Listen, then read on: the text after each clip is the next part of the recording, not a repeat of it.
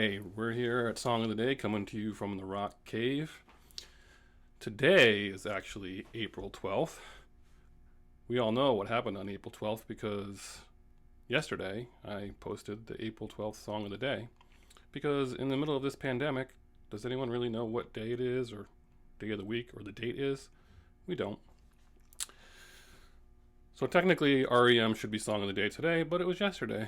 So I was looking around and we could go with yesterday's date, today.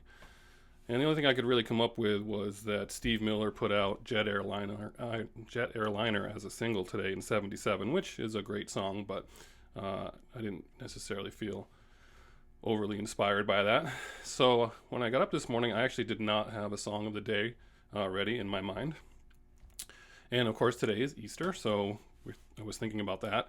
And it's not like there are a ton of rock songs that have to do with Easter. You could come up with some songs about rabbits or bunnies.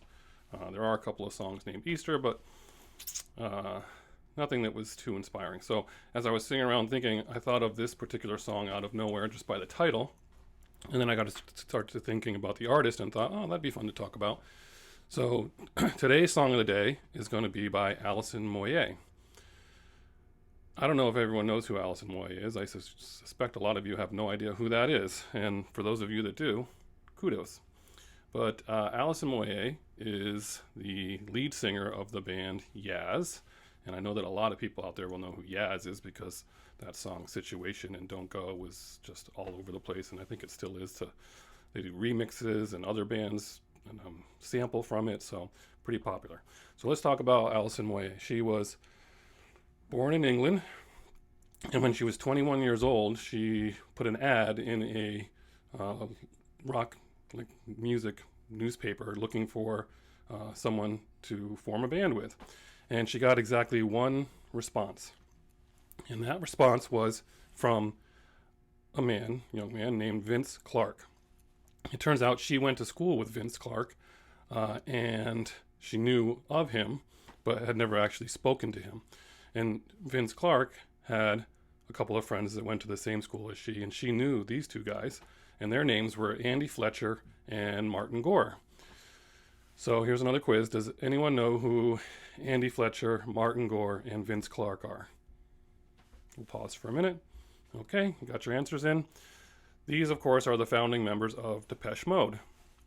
And they put out their first album was put out, and then it was written by Vince Clarke, the whole album, and then he left the band after that first album, which was pretty shocking to the music world because that first album was very well received. And so he leaves, and he still has kind of a relationship with the record label because he wrote all the songs from that first album, and he wanted to prove to them that he could still write some songs. So he responded to this ad, and because he had a song that he wanted to do, and that song was the beginning of the band Yaz, and that album that everybody knows, Upstairs at Eric's, which we'll talk about in a second. Just for the name Yaz, it was actually Yazoo in England, and that they named it after a record label. But it turns out there was a small band in the United States named Yazoo, and there were lawsuits that went back and forth, and so they had to call themselves Yaz in the United States. So if you go see an album by Yazoo, that's probably the English version of the band that you know as Yaz. So I was introduced to Upstairs at Eric's by my good friend, Sean Murphy, when would that have been? That's probably like senior year in high school for me, somewhere around there. But that album, love that album, played it to death. It's not just a Situation, Don't Go, and Only You. Those are the big hits. But every song is great. You've got Midnight, In My Room, Goodbye 70s, Winter Kills, all these great songs on there. So if you haven't listened to that album, I suggest doing so. If you have and haven't heard it in a while, why don't you go ahead and revisit it because we've got nothing but time. So Yaz breaks up. They go their ways. And then Vince Clarke later forms Erasure. And we all know Erasure because in like '88 they had a couple of great hits and songs. So that's an interesting fact. So Alison Moyet goes solo, and in the mid 80s, and is extremely popular in England. She has sold something like 25 million records. Every one of her albums has been in the top 10 up over there, and she's just hugely successful there. I don't remember her solo career in the middle of the 80s. It wasn't until 1991 that I actually got a hold of her new solo record that I was introduced to her. And as a matter of fact, I don't even know when I knew that she was the singer of Yaz. I think I heard that record as a promo in the record store, and I thought I recognized her voice, and then kind of did some research. But in those days, unless you heard something on the radio and someone told you where someone came from, it was really hard for you to try to figure out like who sang for who, or and if they had a new record out, because no one was playing this stuff. But it turns out she had some great hits before that. The song Invisible is probably my favorite song by her, and All Cried Out and Love Letters. Those are all great songs from the 80s. And if you don't know those, check them out.